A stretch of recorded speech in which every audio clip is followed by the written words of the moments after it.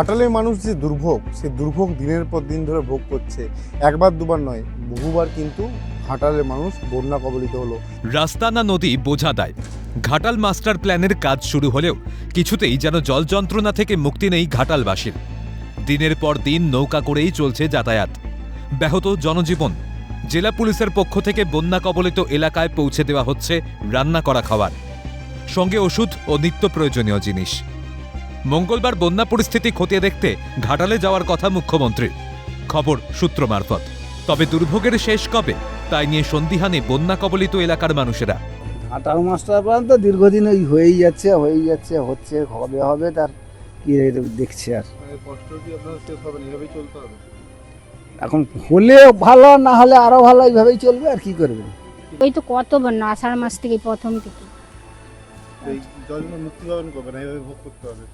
কবে আর মুক্তি পাবো? যেমন বন্যার দেশে ঘর, আর কি করব। লাগাতার টানা বৃষ্টিতে বিপদসীমার উপর দিয়ে বইছে কুয়ে নদীর জল। লাভপুরের ঠিবা অঞ্চলের কান্দারকুলো, হরিপুর, জয়চন্দ্রপুর, বলরামপুর সহ একাধিক গ্রাম জলমগ্ন। যাতায়াত বন্ধ করা হয়েছে প্রশাসনের পক্ষ থেকে। বাতিল করা হয়েছে করুণনাহার উচ্চ বিদ্যালয়ের ৫ম শ্রেণী থেকে ১০ম শ্রেণীর ইউনিট টেস্ট পরীক্ষা। বিপাকে পড়ে এমন সিদ্ধান্ত বিদ্যালয় কর্তৃপক্ষের। পরীক্ষা বন্যা পরিস্থিতির উপর নির্ভর করে তারপরে আবার পরীক্ষার ডেট দেওয়া হবে, কিন্তু স্কুল খুলে রাখা আছে। জলমগ্ন হাবড়া পৌরসভার একাধিক ওয়ার্ড। আমি যেখানে দাঁড়িয়ে আছি, যে ছবি দেখছেন, হাঁটু সমান জল। এদিকে জলমগ্ন উত্তর ২৪ পরগনার হাবড়া পুরসভার একাধিক ওয়ার্ড, কোথাও হাঁটু সমান তো কোথাও আর কোমর পর্যন্ত। জল ঢুকে পড়েছে মানুষের বাড়িতেও। প্রশাসনের পক্ষ থেকে তৈরি করে দেওয়া হয়েছিল বাঁশের সাঁকো, তাও এখন জলের তলায়। তাই ঘর বাড়ি ছেড়ে অন্যত্র চলে যেতে বাধ্য হচ্ছেন স্থানীয়রা। পুরো জলমগ্ন, ঘরের মধ্যে জল ঢুকে গেছে। কি করব এখন, আজকে হয়তো বেরিয়ে যাব, এরকম কিছু। বাড়ি ছেড়ে চলে যাচ্ছে। কেন চলে যাচ্ছে? এই জল ঢুকে যাচ্ছে। কোথায় যাবেন আপনি? এখন ওই সামনে কোনো ভাড়া বাড়ি বা কোনো আত্মীয় স্বজনের বাড়ি যেতে হবে।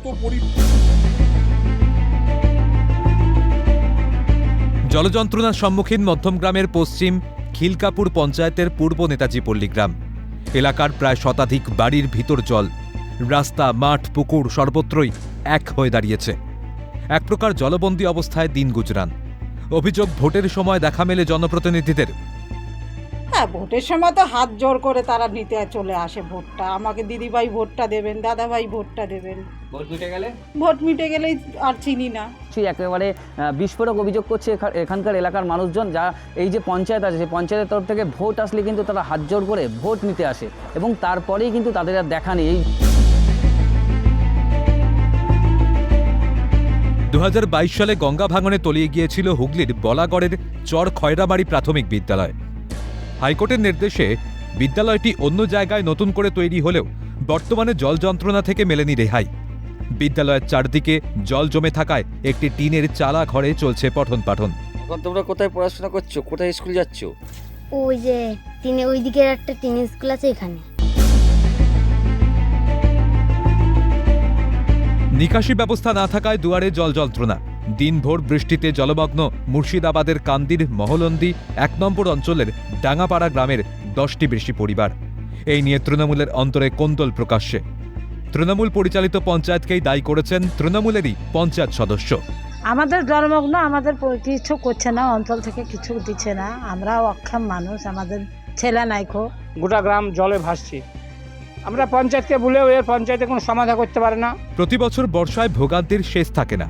এই জল যন্ত্রণা কাটিয়ে কবে আবার স্বাভাবিক হবে জনজীবন, এখন তারই অপেক্ষা। ক্যালকাটা নিউজ।